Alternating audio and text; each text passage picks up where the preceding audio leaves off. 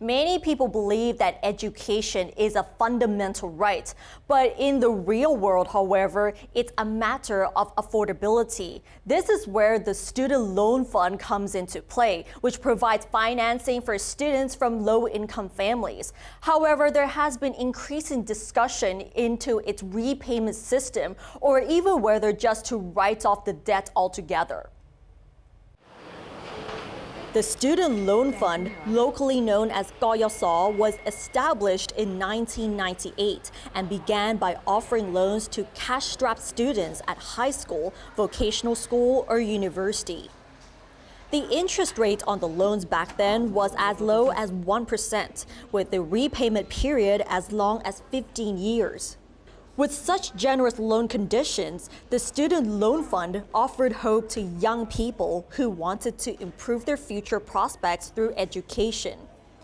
Today, the Student Loan Fund operates under the Student Fund Loan Act as an independent legal entity under the supervision of the Finance Minister. Its main mission now is to still provide loans to students who are cash-strapped, A-graders, or those interested in fields crucial to the country's development or which lack skilled workers. Positioned as self-sustaining, the Student Loan Fund has been able to operate without additional money from the state since the 2018 academic year. New loans are funded through repayment of old ones. The Student Loan Fund has so far granted loans to 6.2 million students, one of 6 million of whom have completed their repayments. The fund is now in the process of collecting repayments from 3.4 million graduates who have completed their degrees. The remaining 1 million or so debtors are still studying, so they do not need to begin repaying. But here's the problem. Records show that up to 2 million loan recipients have failed to make their repayments. Every now and then, the Student Loan Fund invites its debtors to renegotiate their debts in order to avoid having to go to court. However, it does often take debtors to court if they continue to ignore their obligations. For instance, one recent graduate's debts to the Student Loan Fund grew to more than 300,000 baht after he repeatedly defaulted on payments. It was only when legal proceedings got to a point where he would have to forfeit his condo worth over 3 million baht that the graduate agreed to pay the money back. In some cases, the Student Loan Fund has had to contact employers to get monthly payments deducted from their salaries. Many loan recipients now say that they should not be required to repay at all. Their claim is that the government should cover their debts because it should have been provided free education from the start. They argue it should also make concessions for people who are suffering economic hardship due to the pandemic.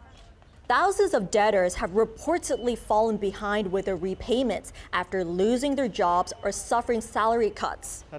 Despite their pleas, the government and the Student Loan Fund have insisted that people still need to repay, arguing that otherwise the state coffers would be drained and the young generation's honesty, responsibility, and financial discipline would be compromised. Meanwhile, people have been pushing for the student debt to be forgiven. The campaign, which started under the hashtag SLF Debt Forgiveness, claims that canceling their debt would combat social inequality and support people's efforts to improve their lives.